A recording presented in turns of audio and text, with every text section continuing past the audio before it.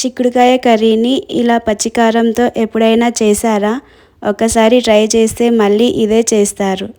చిక్కుడుకాయ టమాటా పచ్చికారంతో కర్రీని ఇలా చేస్తే అన్నంలో కలుపుకొని తినడానికి సూపర్గా ఉంటుంది. రండి ఎలా చేశానో చూద్దాం. ముందుగా ఒక 20 వరకు పచ్చిమిర్చిని సాల్ట్ వేసి పేస్ట్లా చేసి పెట్టుకోవాలి. చిక్కుడుకాయని పావు కేజీ వరకు తీసుకున్నాను. చిన్న చిన్న పీసెస్లా కట్ చేసుకొని వాటర్లో వేసి ఉడికించుకోవాలి. ఇది ఒక 50% ఉడికితే సరిపోతుంది. కడాయి హీట్ చేసుకొని కడాయిలో 2 స్పూన్స్ ఆయిల్ వేసి హీట్ అవ్వనివ్వాలి. ఇలా హీట్ అయిన తర్వాత ఒక టీ స్పూన్ జీలకర్ర, ఒక టీ స్పూన్ ఆవాలు వరకు వేసి పోపు అయితే వేసుకోవాలి.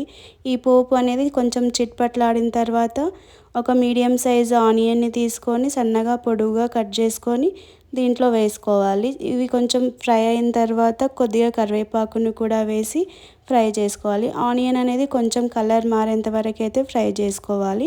మీడియం సైజు 2 టమాటాలను తీసుకొని ముక్కలుగా కట్ చేసుకొని వేసుకోవాలి. టమాటా పీసెస్ని కూడా వేసుకున్న తర్వాత మంచిగా ఫ్రై అయితే చేసుకోవాలండి. ఈ టమాటా పీసెస్ అనేవి మంచిగా ఒక 5 మినిట్స్ వరకు అట్లా ఫ్రై చేసుకుంటే సరిపోతుంది. టమాటా అనేది మొత్తం దాని స్కిన్ అనేది ఊడిపోయి మెత్తగా గుజ్జులాగా అయ్యేంత వరకు ఫ్రై అయితే చేసుకోవాలండి. ఇట్లా ఫ్రై చేసుకుంటున్న టైంలోనే కొద్దిగా సాల్ట్ అయితే వేసుకోవాలి. నేను సాల్ట్ అనేది నా టేస్ట్కి తగ్గట్టుగా వేసుకున్నాను. నాకు ఇంతకుముందు పచ్చిమిర్చిలో కూడా వేసాం కదా, అక్కడ ఒక హాఫ్ ఇక్కడ ఒక హాఫ్ 1 టీ స్పూన్ అయితే అయ్యింది. నాకు సరిపోతుంది. మీరు మీ సాల్ట్కి తగ్గట్టుగా వేసుకోండి. దీంట్లో కొద్దిగా పసుపుని కూడా వేసుకొని మంచిగా ఫ్రై అయితే చేసుకోవాలి. పసుపుని కూడా వేసుకొని మంచిగా ఫ్రై చేసుకోవాలండి. ఇలా ఫ్రై చేసుకున్న తర్వాత ముందుగా ఉడికించుకున్న చిక్కుడుకాయ ముక్కలు అయితే ఉన్నాయి కదా, వాటిని కూడా వేసుకొని దీంట్లో ఫ్రై అయితే చేయాలండి. ఈ చిక్కుడుకాయని నేను ముందుగానే ఒక 50% వరకు అయితే ఆల్రెడీ ఉడికించి పెట్టానండి పక్కన. దీన్ని ఇప్పుడు మనం రెడీ చేసుకున్న టమాటా కర్రీ ఉంది కదా, దాంట్లోనే వేసుకొని రెండు కూడా మంచిగా మిక్స్ అయ్యే విధంగా కలుపుకోవాలి అండి.